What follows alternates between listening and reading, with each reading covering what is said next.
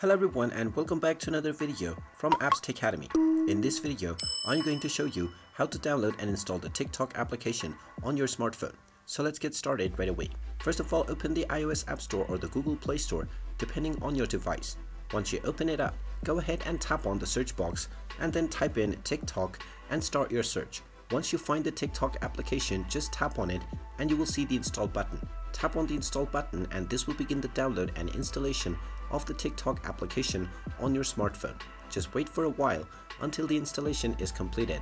And when you see the open button, you can tap on it to open up the application and directly start logging in or signing up to your TikTok account. And there you have it. That is how easy it is to download and install the TikTok application on your smartphone. If you find this video helpful, make sure you hit that like button and subscribe to our channel if you haven't done so already. Also ring that notification bell to never miss another update from us. Thank you for watching and I will see you again in the next video.